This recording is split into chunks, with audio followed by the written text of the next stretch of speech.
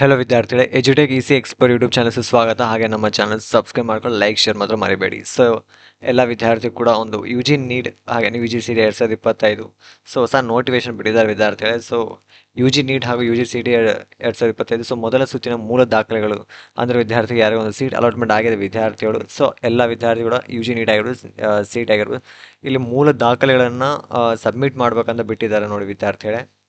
So ಇದನ್ನು ಕ್ಲೀನಾಗಿ ಓದ್ಕೊಳ್ಳೋಣ ವಿದ್ಯಾರ್ಥಿ. ಸೊ ಅರೌಂಡ್ 1 ಪೇಜ್ ಇದೆ. ಸೊ ಇದು ಏನು, ಹೇಗೆ, ಯಾವ ಥರ ಸ್ಟಾರ್ಟ್ ಎಂಡ್ ಅಂತ ತಿಳ್ಕೊಳ್ಳೋಣ ಮೊದಲು.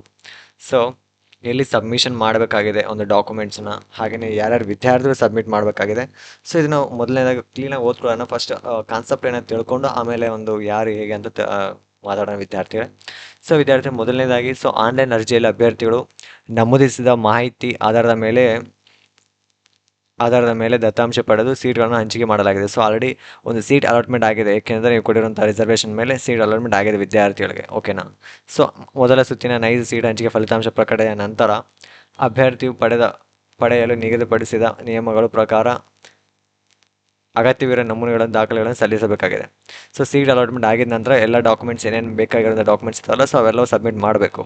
ಸೊ ಅದು ಯು ಜಿ ಸಿ ಟಿ ಹಾಗೆಯೇ ನೀಟ್ 2025 ಪ್ರತಿಯೊಂದು ಅರ್ಹತಾ ಷರತ್ತಿಗೆ ಅಗತ್ಯವಿರುವ ಮೂಲ ದಾಖಲೆಗಳನ್ನು ವಿವರಣೆ ಮಾಹಿತಿ ಪುಸ್ತಕದಲ್ಲಿ ಈಗಾಗಲೇ ಕೆ ವೆಬ್ಸೈಟಲ್ಲಿ ಪ್ರಕಟಿಸಲಾಗಿದೆ. ಸೊ ಏನೇನು ಡಾಕ್ಯುಮೆಂಟ್ಸ್ ಬೇಕು 2025 ಯು ಜಿ ಸಿ ಟಿ ಹಾಗೆಯೇ ನೀಟ್ ಒಂದು ಸೀಟ್ ಅಲಾಟ್ಮೆಂಟ್ ಆಗಿದ ನಂತರ ಅನ್ನೋದನ್ನು ಮಾಹಿತಿ ಪುಸ್ತಕ ಅಂದರೆ ಬುಲೆಟಿನ್ ಅಂತ ಒಂದು ಬುಕ್ಕನ್ನು ಬಿಟ್ಟಿದ್ದಾರೆ. ಸೊ ಅದರಲ್ಲಿ ನೀವು ಚೆಕ್ ಮಾಡ್ಕೋಬೋದು. ಸೊ ಸೀಟ್ ಅಲಾಟ್ಮೆಂಟ್ ಆಗಿದ ನಂತರ ಏನೇನು ಡಾಕ್ಯುಮೆಂಟ್ಸ್ ಸಬ್ಮಿಟ್ ಮಾಡ್ಬೇಕು ಅನ್ನೋದನ್ನು ಅದನ್ನು ನೀವು ಡೌನ್ಲೋಡ್ ಮಾಡ್ಕೋಬೋದು. ಸೊ 2025 ಪ್ರೋಚರ್ ಇದು ಇರುತ್ತೆ, ಸೊ ಬುಲೆಟಿನ್ ಅಂತ. ಸೊ ಡೌನ್ಲೋಡ್ ಮಾಡ್ಕೊಳ್ಳಿ. ಸೊ ನಂತರ ವಿದ್ಯಾರ್ಥಿಗಳೇ, ಅಭ್ಯರ್ಥಿಯು ಅಗತ್ಯವಿರುವ ಮೂಲ ದಾಖಲೆಯನ್ನು ಸಲ್ಲಿಸಲು ವಿಫಲನಾದರೆ ಅಭ್ಯರ್ಥಿಗೆ ಹಂಚಿಕೆಯಾದ ಸೀಟನ್ನು ತಕ್ಷಣ ಹಿಂಪಡೆಯುವುದು ಮತ್ತು ಅಂತಹ ಸೀಟನ್ನು ಸೀಟು ಪೋಲಿಗೆ ಹಿಂತಿರುಗಿಸಲಾಗುತ್ತದೆ.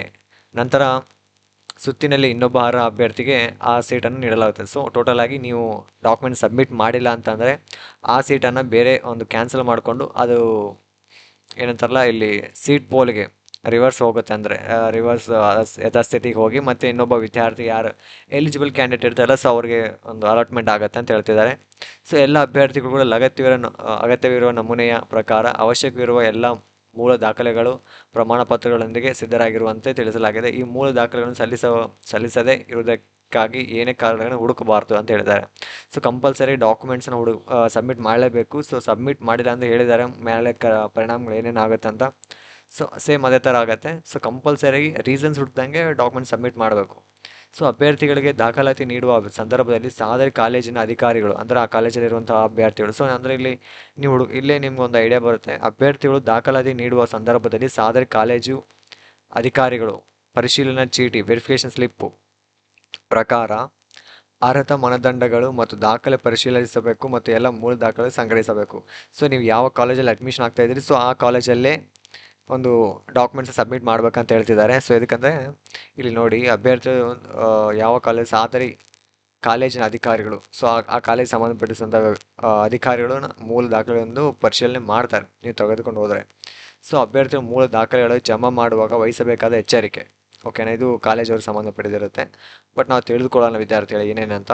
ಸೊ ಮೂಲ ದಾಖಲೆಗಳು ಜಮಾ ಮಾಡುವಾಗ ಅಥವಾ ಪರಿಶೀಲನೆಯ ನಂತರ ಅಪ್ಲೋಡ್ ಮಾಡಿದ ಯಾವುದೇ ದಾಖಲೆಗಳು ಮೂಲ ದಾಖಲೆಗಳೊಂದಿಗೆ ಹೊಂದಿಕೆಯಾಗದಿದ್ದರೆ ಸಂಬಂಧಿಸಿದ ಕೋರ್ಸು ಅಧ್ಯಯನ ಯಾವುದೇ ಹಂತದಲ್ಲಿ ಯಾವುದೇ ಸೂಚನೆ ನೀಡದೆ ಸೀಟನ್ನು ರದ್ದುಗೊಳಿಸಲಾಗುತ್ತದೆ.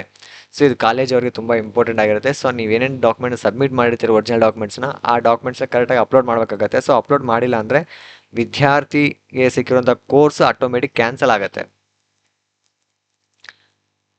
ಅಭ್ಯರ್ಥಿಯು ನಕಲಿ, ಮೋಸದ ಪ್ರಮಾಣ ಪತ್ರಗಳು, ಸುಳ್ಳು ದಾಖಲೆಗಳನ್ನು ನೀಡಿರುವ ಕಂಡುಬಂದರೆ ಅವರ ವಿರುದ್ಧ ಸಕ್ಷೇಮ ಪ್ರಾಧಿಕಾರವು ಕಾನೂನಿನ ಪ್ರಕಾರ ಕ್ರಿಮಿನಲ್ ಮೊಕದ್ದಮೆ ಹೂಡಬಹುದು.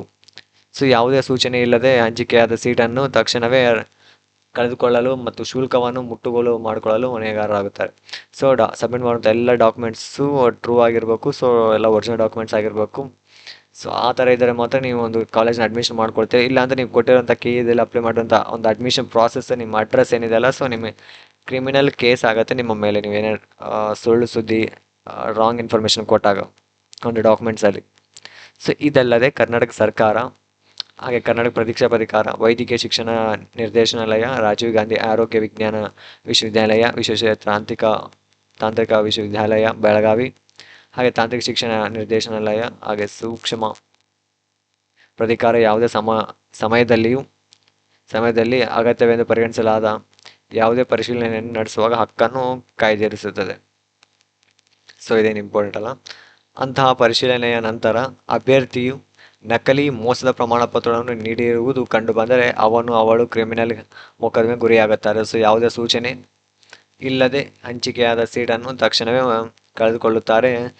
ಹಾಗೆಯೇ ಸಕ್ಷಮದ ಪ್ರಾಧಿಕಾರದ ನಿರ್ಧಾರದಂತೆ ಅಭ್ಯರ್ಥಿ ನೀಡಲಾದ ಪರಿಹಾರವನ್ನು ಮರುಪಡೆಯಲಾಗುತ್ತದೆ. ಸೊ ಭವಿಷ್ಯದ ಎಲ್ಲ ಪರೀಕ್ಷೆಗಳಿಗೂ ಡಿಬಾರ್ ಆಗಲು ಅಭ್ಯರ್ಥಿಯೇ ಹೊಣೆಗಾರರಾಗಿರುತ್ತಾರೆ. ಸೊ ಸರ್ಕಾರವು ಅದೇ ಅಭ್ಯರ್ಥಿಯನ್ನು ಕಪ್ಪು ಪಟ್ಟಿಗೆ ಸೇರಿಸಲು ಮತ್ತು ಉಮೇದುವಾರಿಕೆಯನ್ನು ರದ್ದುಗೊಳಿಸುತ್ತದೆ.